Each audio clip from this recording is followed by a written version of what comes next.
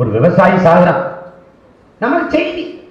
ஆனால் நாம் சோறு இல்லாமல் நாளை சாக போகிறோம் என்பதற்கான முன்னறிவிப்பு. ஒரு விவசாயி ஒரு நாட்டில் வாழ்கிறான், வளர்கிறான் என்றால் அந்த நாடு வாழ்கிறது, வளர்கிறது. ஒரு நாட்டில் ஒரு விவசாயி வாழ முடியாமல் சாகிறான் என்றால் அது நாடு இல்லை, சுடுகாடு. நமக்கு ஒரு மனநோய் இருக்குதா? ஆடு மாடு வளர்ப்பது, வேளாண்மை செய்வது, அதெல்லாம் படிக்காத செய்யுது. படித்தவன் எங்கள் ஒரு சென்னையில் நாய் மேய்ச்சிட்டு இருக்காங்க. காலையில் அரசவசரம் போட்டு ஒரு நாயை பிடிச்சி மேய்ச்சிட்டு இருக்கான். அங்கே எங்கள் ஆத்தாலப்ப ஆடு மாடு மேய்ச்சிட்டு இருக்கான்.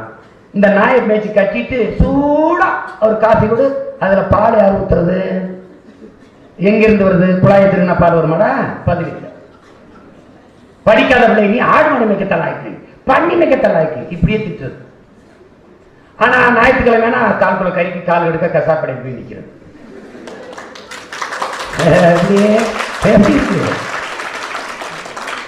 எல்லாம் என்னை பார்க்கும்போது பல பேர் பைத்தியக்கார பிள்ளார் பாம்பு நினைச்சுக்கிட்டான். நான் பல பேருக்கு வைத்தியம் பார்க்க வந்ததுன்னு தெரியாம ஆஸ்திரேலியாவில் ஹெலிகாப்டர்ல மாடு மேய்க்கிறான்னு சொன்ன சிரிச்சான். ஆஸ்திரேலியாவில் இருக்கிற என் தம்பி அந்த பண்ணையில் போய் ஹெலிகாப்டர்ல மாடு மேய்க்கிறது எடுத்துட்டு வந்து போட்டான்.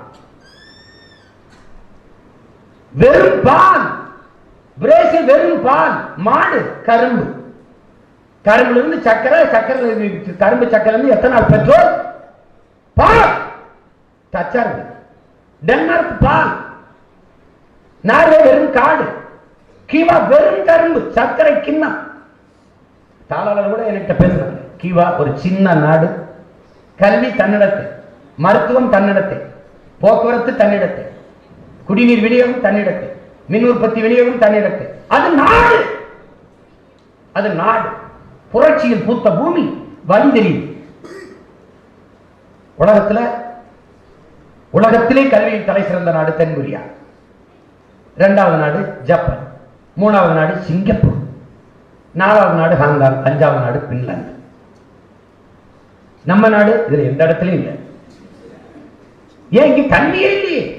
இது ஒரு அடிமை கல்வி முறை. என்ன படிக்கிறப்பா? கம்ப்யூட்டர் சயின்ஸ் படிச்சுட்டு என்னப்பா வேலை பார்க்குற? சாஃப்ட்வேர்ல வேலை பார்க்குறேன். சாப்பிட்டு போய் தானே வேலை பார்க்குற ராஜா? சாப்பிட்டு. அது எங்கிருந்து வருது? அது எங்கிருந்து வருது? இந்திய நாட்டின் பிரதமர் கையெழுத்துப்பட்ட அரிசி பருப்பு வராது ராஜா. ஆத்தாளக்கம் விளைக்கணும், விளை வைக்கணும். காசு கை நிறைய இருந்தா போதும். கடைக்கு போனோம்னா ஃப்ரெஷ்ஷா காய்கறி, ஃப்ரெஷ்ஷா கீரை.